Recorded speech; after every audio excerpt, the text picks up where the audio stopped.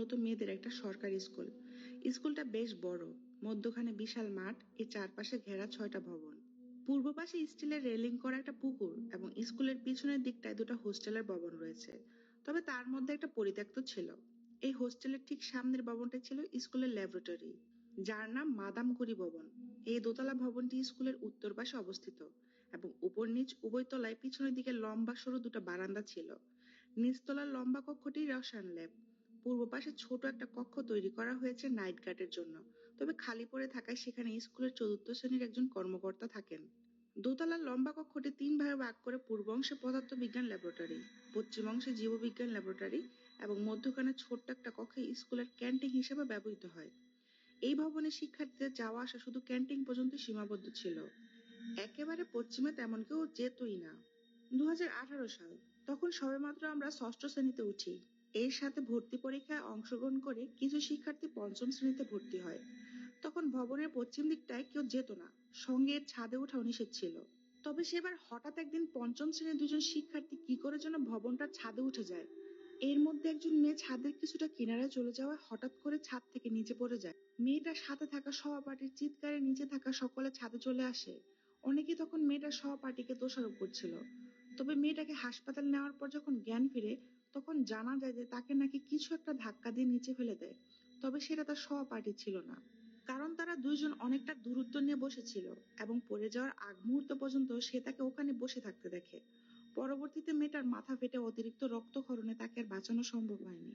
এর কিছুদিন পর 4র্থ শ্রেণীর কর্মকর্তা, যিনি গার্ড রুমে থাকতেন এবং দোতলায় থাকা ক্যান্টিনে কাজ করতেন, তিনি হঠাৎ করে নিখোঁজ হয়ে যায়।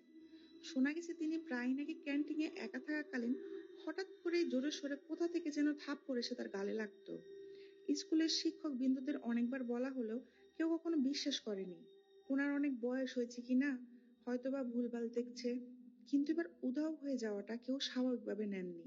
সব জায়গায় খোঁজ নেওয়া হয়েছে, এমনকি ওনার গ্রামের বাড়িতেও, তবে কোথাও তিনি ছিলেন না। তাই রহস্য উদ্ঘাটন করতে স্কুলের 2জন শিক্ষক সিদ্ধান্ত নেয় যে ওনারা নিচতলায় ছোট কক্ষটিতে, যেখানে কর্মচারীরা থাকতেন, সেখানে এক রাতের জন্য হলেও গিয়ে থাকবেন, এটা দেখার জন্য যে সেখানে আদৌ কিছু আছে কিনা। ইতিমধ্যে ওনারা ঘুমাতেও চলে যান।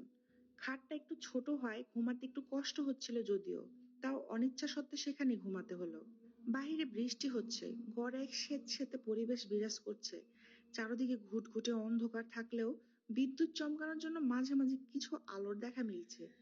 রাত প্রায় গভীর। হঠাৎ করে একজন ঘুম ভেঙে যায় এবং খেয়াল করে তাদের রুমের সামনে দরজাটা খোলা। সম্ভবত বাতাসের কারণে খুলে গিয়েছে।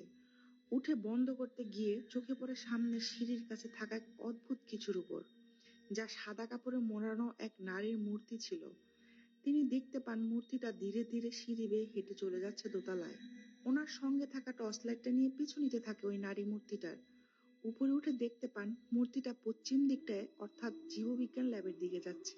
ল্যাবের দরজার সামনে আসতেই দরজাটা আপনা আপনি খুলে যায়। নারী মূর্তিটা ভিতরে প্রবেশ করে। উনিও মূর্তিটার পিছু পিছু প্রবেশ করে।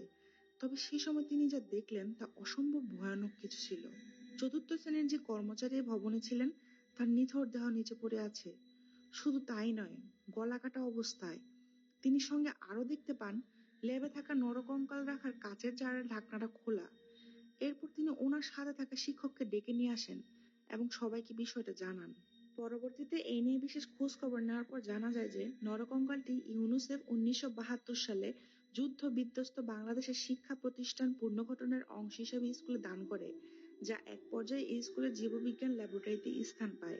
মূলত নরকঙ্কালটি একজন ব্রিটিশ মহিলার, যিনি একজন মানবাধিকার কর্মী ছিলেন এবং মাত্র 35 বছর বয়সে এক সড়ক দুর্ঘটনায় মৃত্যুবরণ করেন। এই ভবন নিয়ে পূর্বে অনেক ঘটনা ঘটেছে, তবে তা এমন ভয়ানক ছিল না। অনেকে আবার অনেক কিছু শুনেছে, আবার দেখেছেও। তবে এই ঘটনার পর সেই ভবনের ল্যাবরেটরিগুলো আর ব্যবহার করা হয়নি। সঙ্গে স্কুলের ক্যান্টিনটাও পুরোপুরি বন্ধ করে দেওয়া হয়। 5ম শ্রেণী থেকে